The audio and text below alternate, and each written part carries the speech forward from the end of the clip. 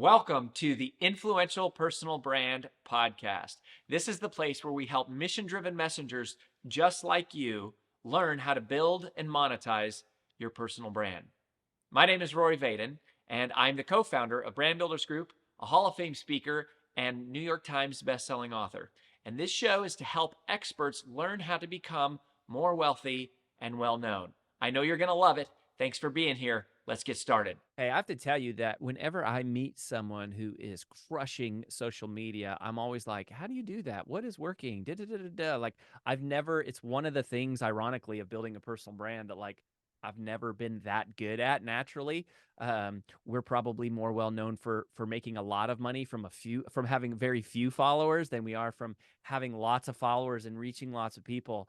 And I was introduced to the guest you're about to meet, Hala Taha, from a couple really good friends that I really admire. And I've heard several people say so many great things about her. I've gotten to know her. And she is amazing. She is super duper sharp. So she is known. Some people call her the podcast princess. She's the host of a huge podcast called the Young and Profiting, or the YAP podcast, Young and Profiting podcast, which is very regularly the #1 business and entrepreneurship podcast across all different apps. So you'll see her podcast charting. And then she's also the founder and the CEO of YAP Media, which is both a podcast network with some of the biggest podcasters in the world are on her network. And then she also has, they're like an award-winning social media, full service podcast, social media marketing agency for top podcasters, celebrities, CEOs. She's had so many celebrities on her show as a guest. And she's probably she's also known for being a top influencer on LinkedIn. So anyways, I was like, got to have her on the show, got to learn from her, got to get free coaching for me at the same time for all of you. So Hala, welcome to the show. Wow, what an incredible introduction, Rory. I'm so excited for this conversation. I seriously am so impressed by you. And, it's one thing, there's plenty of people with lots of followers, but when, like Jenna Kutcher, or Julie Solomon, or like the Marshall Goldsmith, these people that you have worked with, that and I know a lot of them, they don't lightly throw around a compliment behind the scenes. And so I was super impressed before I met you. The more I've gotten to know you, I'm just like, man, you are just so sharp. And I feel like we have very complementary superpowers. So I want to start with podcasting, because that, I feel like, was the first world you dominated. I mean, you were on the cover of Podcast Magazine. And I'm curious about today. You guys have a podcast network. So you run several of the top podcasts. What are some of the things that podcasters should be doing to grow their podcast today? And specifically, I think a lot of people are like, they go, it's too late to start a podcast. There's so many big shows. I missed the wave. So I'm curious, is that true? And if not, what can you be doing to kind of like catch up a bit?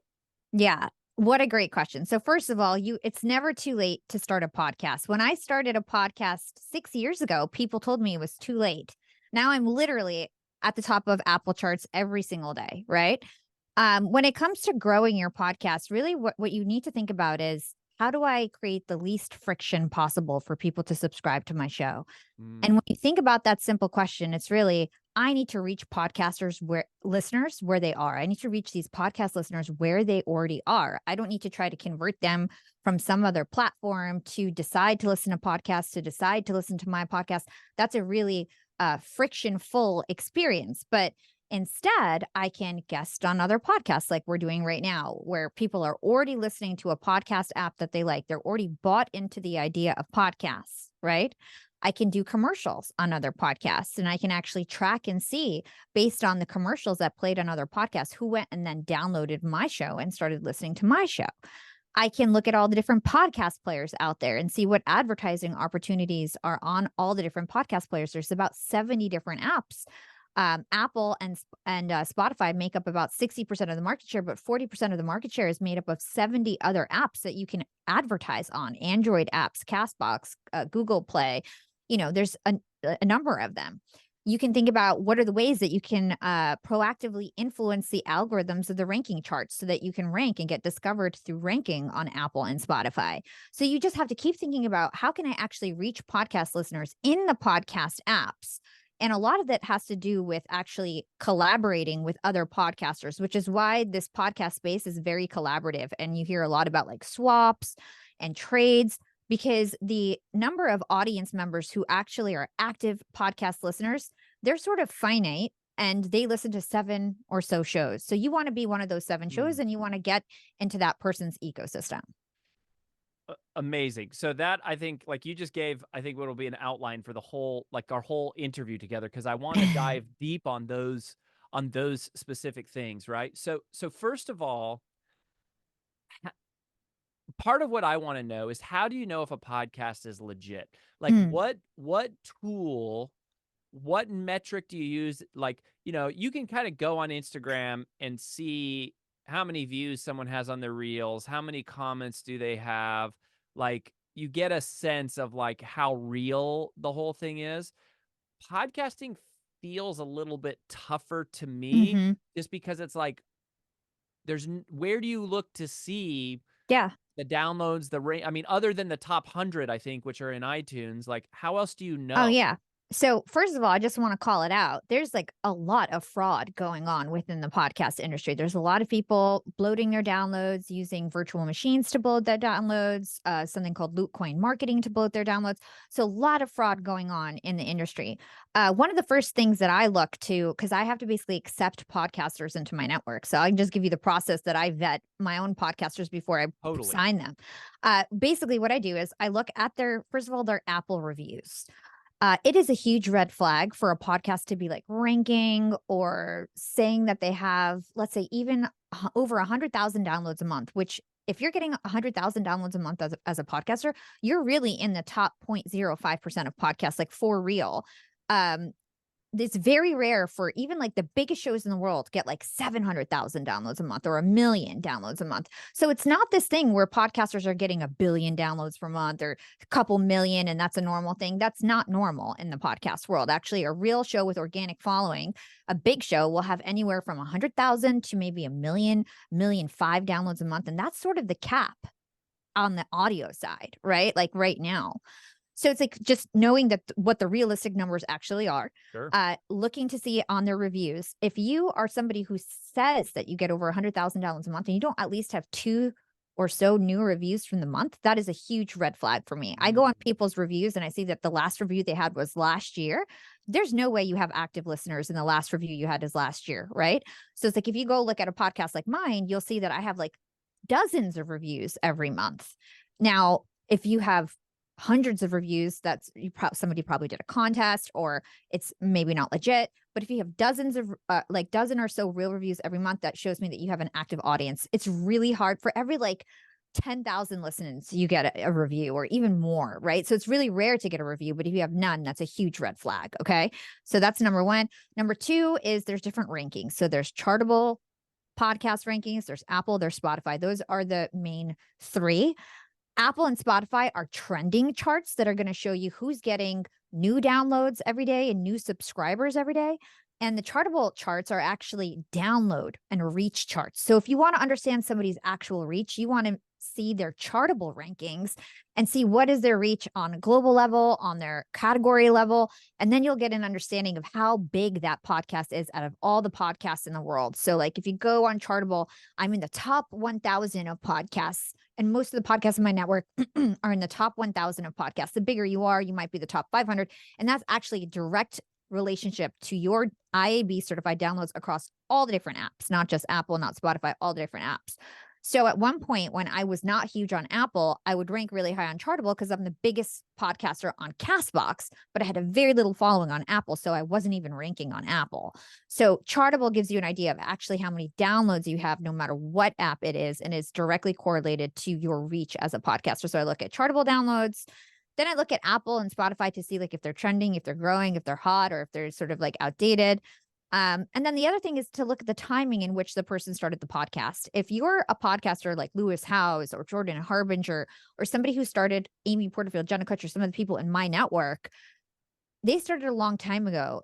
They're likely to have more organic downloads than a podcaster that started even 3 years ago that's ranking at the same level because they've got all these like legacy subscribers from when there was no competition. So there's like so many different factors to look at. The other thing I look at is to see like how are their reels performing? Do they get real comments on their reels and social media? Because all of that is correlated. It's pretty unusual for somebody to have like a huge podcast, but then have very little engagement on other channels. That usually signifies to me that either they got really lucky, they've got an awesome podcast topic that everybody's searching for. In that case, it is legitimate that they could have no social following. But if it's not, that seems very suspicious to me that they would suddenly have a podcast following, but no other following on other platforms. Although there are a few of those, There right? Like are. there are there are a few of those. So that's interesting. Okay, so Chartable is where you're looking. And just for those of you that are listening, it's funny you mentioned Lewis House. I literally the other day, like 2 days ago, he texted me something with IAB. He said, what are their IAB downloads? And I was like, what is IAB? Like I had never heard that term. So I forget what it stands for, but that's like in the world of advertising, that's like the actual gold standard of like, this is the actual number of downloads that you can get paid for, right? So IAB is basically this bureau that determines what is the standard download, and then all the platforms sort of align to this standard to count what a real download is to protect advertisers, basically. Yeah. Okay. So I want to talk about advertising. So it's interesting. You said to grow your podcast, you run. I forget what you called it.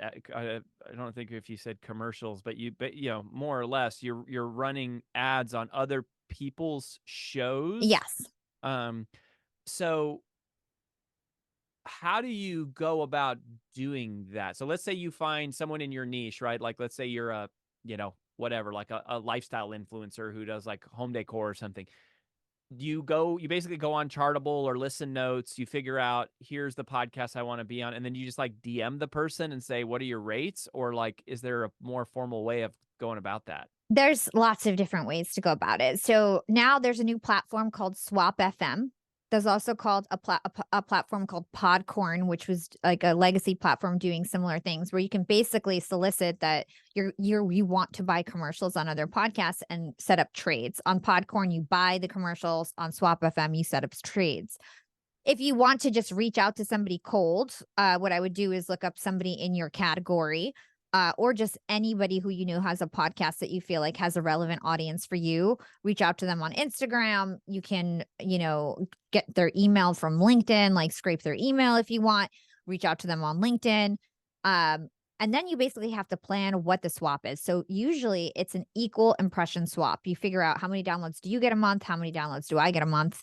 Again, you want to make sure it's a legitimate podcast so that you're not trading with somebody who has like a fraudulent audience or doesn't really have an audience, and that it's a fair trade. So you might say like, hey, I'm going to trade 50,000 impressions with you this month. Now, Jordan Harbinger is one of my mentors, and we do trades all the time. His show is like 5 times bigger than mine. He's one of these legacy podcasters, even though we both rank at the top of the charts. Again, those are trending, not based on reach. So even though we're ranking the same, he gets 5 times more downloads than I do. So when I do one commercial, for every 5 commercials I do for him, he does just one commercial for me. And we do something called an impression-based swap. So even if you're a smaller podcaster, you can actually trade up with bigger podcasters by doing more commercials for them. So the impression amount doesn't have to be only what you can achieve. You basically figure out how many commercials do I need to run in order to hit the impressions that I want to trade. And so you do those types of commercials. Then on Chartable, you can set up something called a smart promo campaign, where basically you just set up a pixel on your hosting provider, same with the other podcaster, and you can basically see who went and listened to the podcaster's commercial and then came to your podcast and downloaded your podcast. And you can see how many downloads you got from that trade. It's not directly correlated with subscribers, but it's a good indicator of who came and subscribed to your show as a result of the trade. And then the shows that do well, you want to lean in and keep doing trades with them until you don't see that return anymore. Fascinating. Okay, so that's what I was going to ask you. So you basically, there's a, you said on the smart promo campaign inside of Chartable, there's some type of a pixel that you set up that like an auditory pixel somehow, or how Yeah, did? basically it's like on the episode itself. I don't recall if it's like actually setting up a chartable pixel across like all your hosting or the episode itself. I don't remember because haven't done this in a while, like myself. I have a big team now. But yeah, you set up a pixel and it basically just tracks the episode and then you have all the conversion data. Okay, so but when you were starting, you would do this, and then you would see, oh, this podcast that I either was on or like that I bought, I either did a swap or I bought a commercial on their show. You could track that with somehow this pixel and then go, oh, I want to buy more ads there until that starts to dwindle, Totally. basically. And now Swap FM allows you to do this in a way less technical way. So that's why I was saying like you could also just use Swap FM now to do it, which is like I'm getting my whole network up on Swap FM so we could just do this internally really seamlessly. Uh-huh. Yeah, that's so good. The so now when you once you start to grow, like how much do you charge for podcasts? So this is another thing that really comes up is like when when is your podcast big enough to Mm. charge advertisers? How much do you charge? Where do you find the advertisers? Like you know, that whole thing. And like, you know, kind of give a maybe if you're able to give like a smaller show just starting out, like here's when you're first ready. And then over time they probably join like a network like yours, right? And that's part of what you handle. So give us like the small and the large, short term, long term.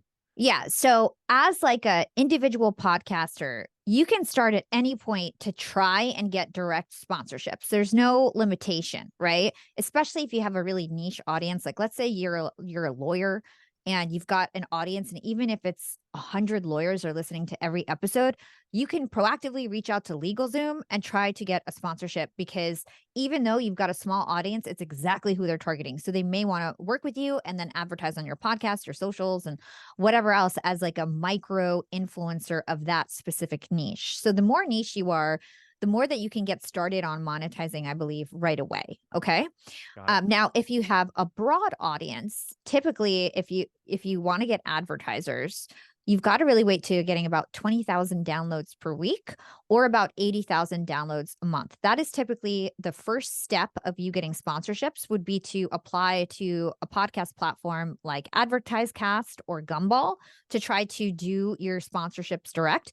And the limitations of that platform is 20 to 25,000 downloads a week for you to be accepted to start getting direct deals from a podcast.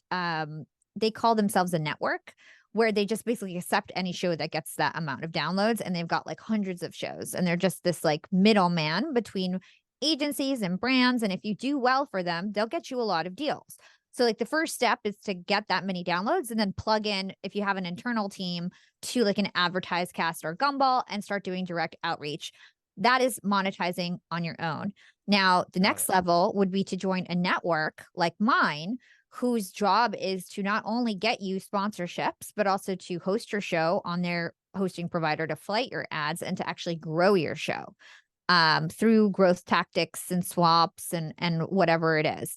So a network has other incentives. They're exclusively driving your brand deals, negotiating on your behalf, soliciting directly and through agencies on your behalf.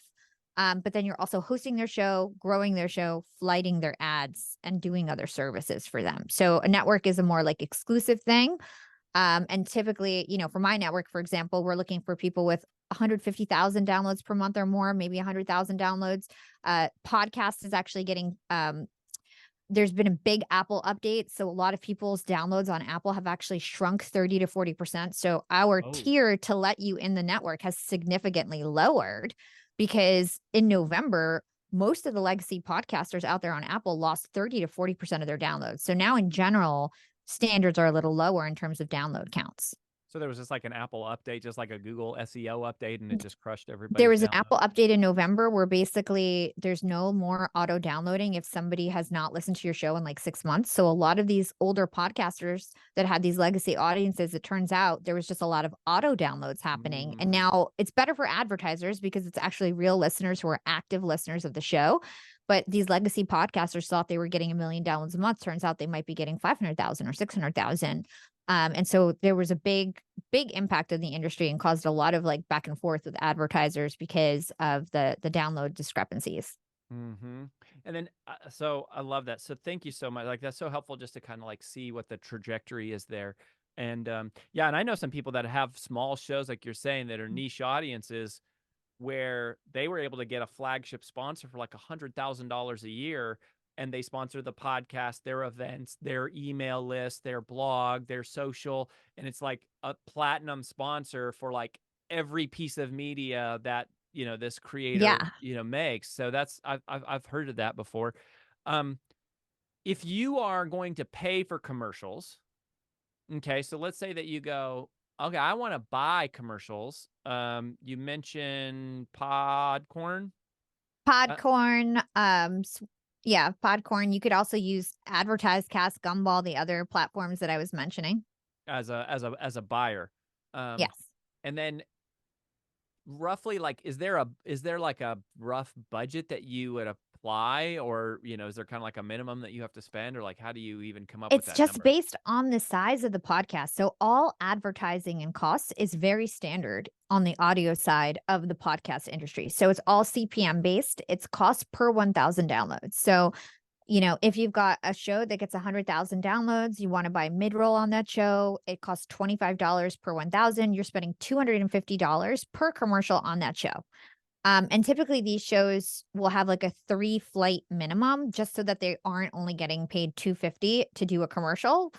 Podcasters are hesitant to just do like one-off deals. So it's like there might be a 3-flight minimum. So you might have to pay $750 for 3 commercials on that show. I think that I think I did the math wrong. I think it's $2,500 a commercial, not $250. you're saying $25 per 1,000. Yeah, 25 times 100. So that would be 2,500 per commercial. Yeah. So you're saying, so then it would be like $7,500 is what you would pay to have like. And you'd get 300,000 impressions total. Okay. Yeah. The math, there's the zeros. It's like the zeros. It's like, I can say it over again if you want so that we have no, it it's okay. We can go back and rewind. Okay. I'm following you. So what is dynamic insertion? And explain to us what is dynamic insertion? How do you do it? Why does it matter? And if you don't use dynamic insertion, then what happens then? Sure. So when podcasting first came out and there was advertisers, people would bake in their ads. What does that mean? You would actually record an ad and it would be embedded in your podcast episode. Now, as all these podcasts came out and they put out episode after episode, what they found out is that a lot of people will go back and listen to older episodes. And so there's all of these downloads that people are listening to, but they're listening to old commercials from sponsors that are no longer actually paying the podcaster, right?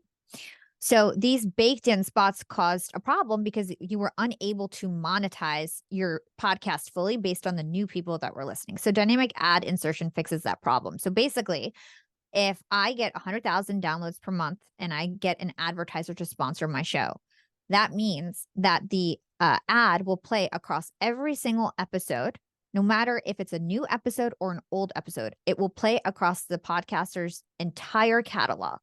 So every week I have sponsors and I record my commercials, and the commercials that I record get played across every single episode, no matter if it's episode 1 or episode 400 on my podcast.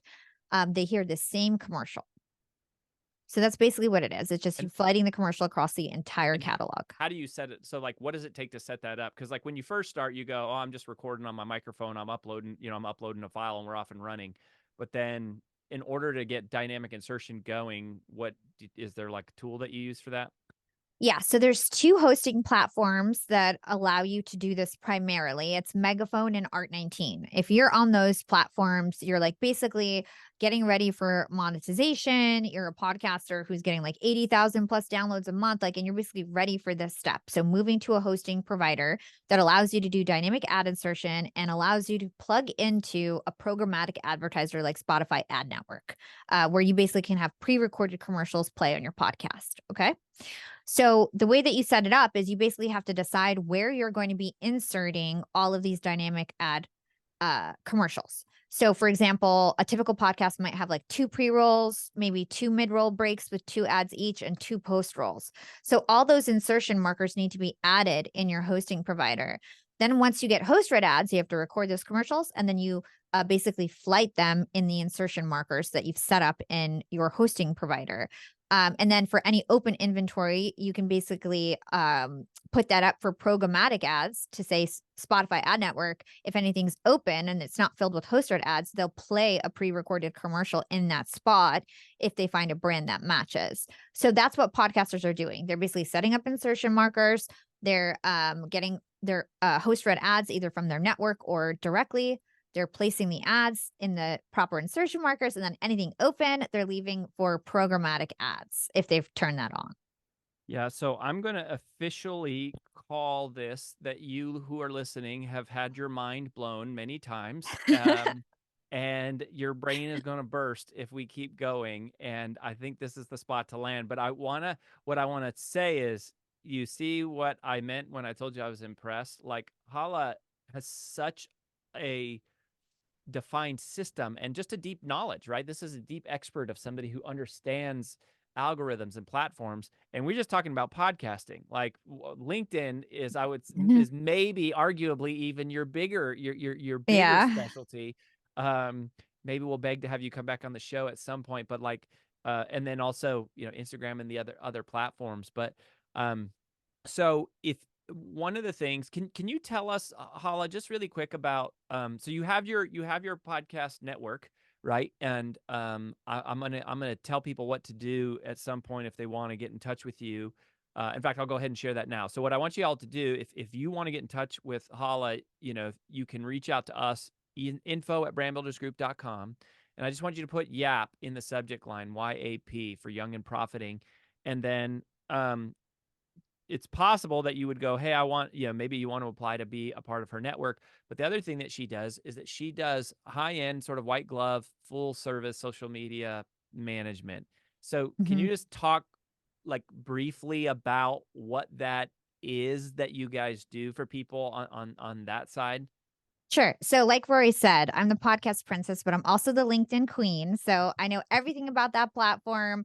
I'm running the #1 LinkedIn marketing agency. I run most of the influencers on LinkedIn right now and have been responsible for growing dozens of influencers on that platform. So, essentially, I have a white glove social media and podcast agency. We stand up a dedicated team for all of our clients, which includes an account manager, a ghostwriter, a graphic designer, a video editor, a community engagement specialist.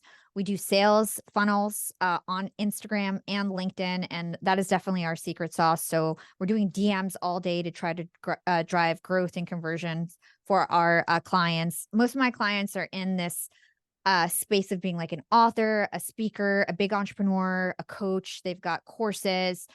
This type of a person does really well with us. Anybody who basically has a converting offer, I'll 10x anything that they're doing, especially on a platform like LinkedIn. And then we also are experts in creating podcasts, growing podcasts, and then eventually monetizing podcasts, including YouTube and simulcasts. So those are our like main areas, is that we're the #1 LinkedIn marketing agency, also crushing it for people on Instagram, podcasts, and YouTube. And we do everything end to end, where we basically have like a very intensive onboarding process. We're managing your brand, your voice, your graphics. I have an amazing video team, creative team, and essentially everything that you guys see like on my platforms, it's like basically my team doing it, and we do it for other people. So it's incredible. I love my team. We've got a huge team, 50 people plus around the world. And we'd love to speak to you. And I think, and what I would say there is going, it's also like, it's an investment in a team, but rather than having to hire and manage a team yourself, you can just hire Hala and her team, and then they go build the team. And so if you're in that, if you're in that mode of like, someone make my pain go away, like just deal with all of this, and you go, I'm serious, I'm ready to invest. So email us, info@brandbuildersgroup.com, put YAP, YAP in the subject line.